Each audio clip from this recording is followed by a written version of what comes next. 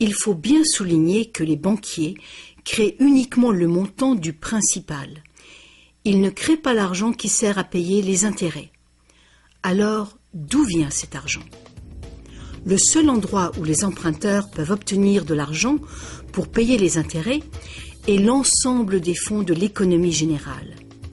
Mais presque tous ces fonds ont été créés de la même façon, à partir de crédits bancaires. Donc partout, il y a des emprunteurs qui se trouvent dans la même situation. Ils cherchent désespérément l'argent pour rembourser le principal et les intérêts dans une réserve globale d'argent qui ne contient que le principal.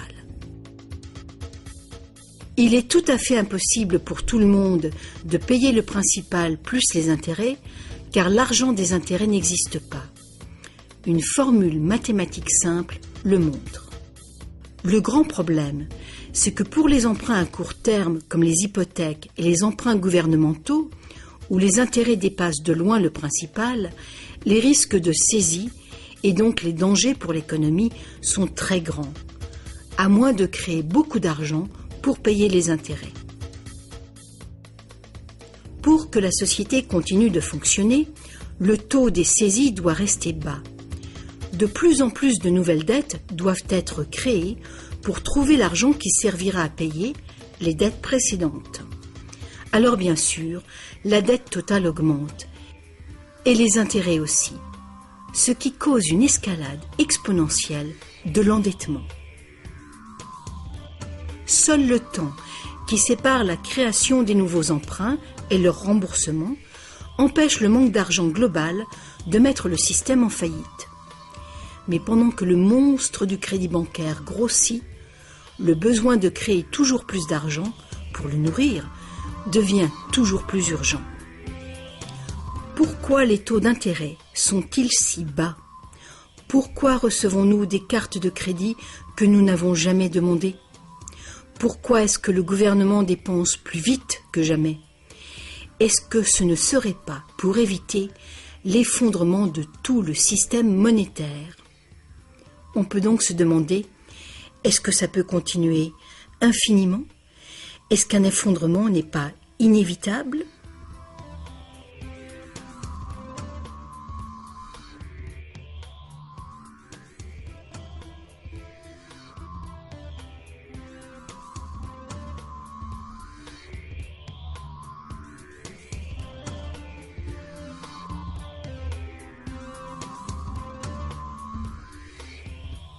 L'argent facilite la production et le commerce. Quand la quantité d'argent augmente, l'argent perd progressivement de sa valeur. C'est l'inflation.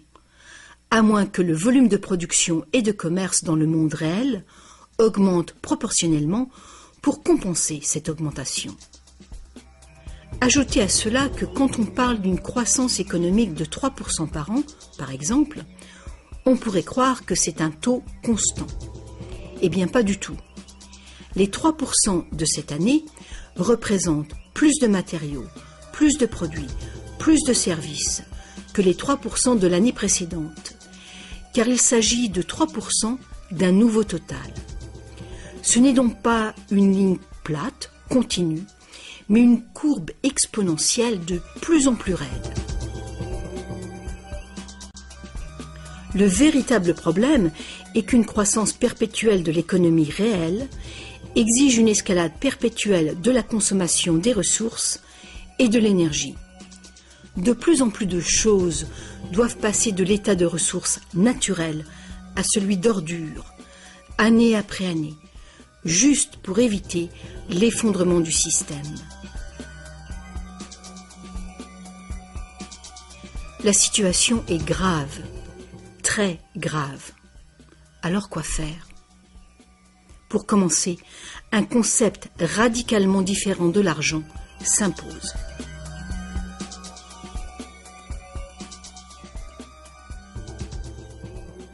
Le temps est venu pour les gens de se poser 4 questions simples et de les poser à leur gouvernement. Partout dans le monde, les gouvernements empruntent de l'argent avec intérêt aux banques privées. La dette gouvernementale est une composante majeure de la dette globale. et une énorme partie de nos taxes va au paiement de cette dette. Maintenant, nous savons que les banques créent l'argent qu'elles prêtent et que les gouvernements les autorisent à le faire.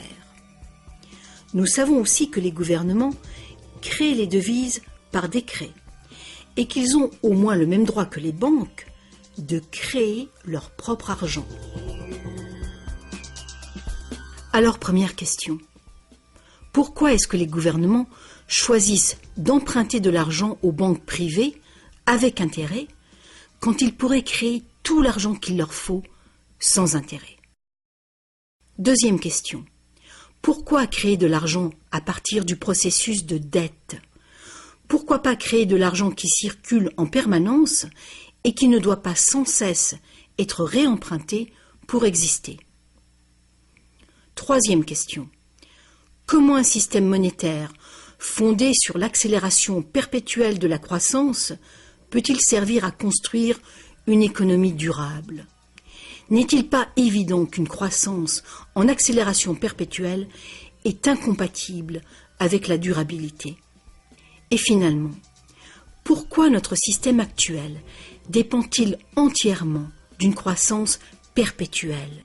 Que faut-il changer pour créer une économie durable?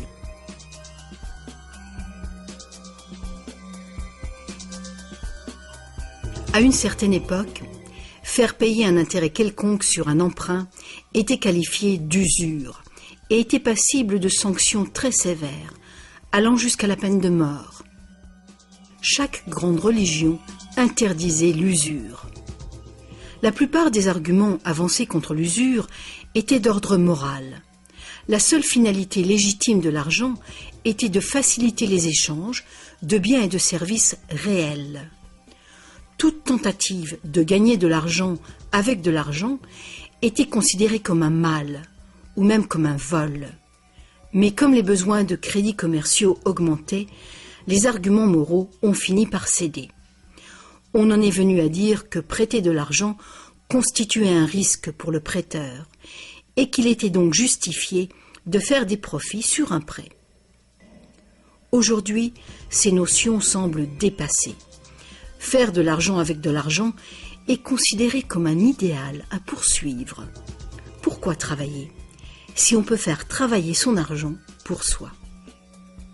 Ceci dit, quand on parle d'avenir durable, il est clair que faire payer des intérêts constitue un problème d'ordre moral et d'ordre pratique.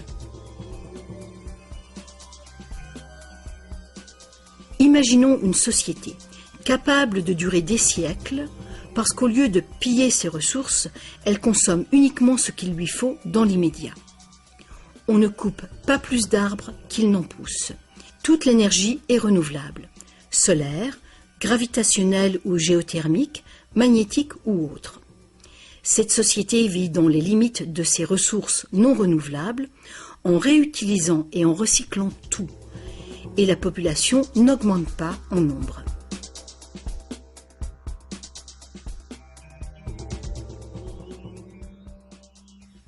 Cette société ne pourrait jamais fonctionner avec un système monétaire qui dépend complètement d'une croissance en accélération perpétuelle.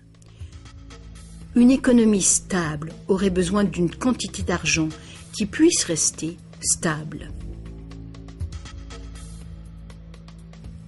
Imaginons que cette quantité totale d'argent stable est représentée par ce grand cercle.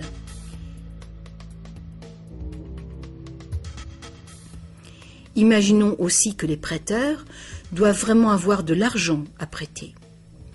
Si des prêteurs, à l'intérieur de ce cercle, commencent à prêter de l'argent avec intérêt, leur part d'argent va s'agrandir. S'ils continuent de prêter, toujours avec intérêt, l'argent remboursé, quel sera le résultat? Que l'argent vienne de l'or, d'un décret gouvernemental ou d'une dette, les prêteurs vont s'accaparer la totalité de l'argent. Et après toutes les saisies, toutes les faillites, ils seront propriétaires de tous les biens immobiliers. Pour régler ce problème, il faudrait que les gains résultant des prêts avec intérêt soient distribuées également parmi la population. Une taxation lourde des bénéfices bancaires pourrait être une solution. Mais alors, quel intérêt les banques auraient-elles d'être en affaires? Si nous pouvions un jour nous libérer de cette situation, nous pourrions imaginer les banques comme des services sans but lucratif, qui travailleraient au service de la société. Les banques verseraient des dividendes universels aux citoyens ou prêteraient carrément sans intérêt du tout.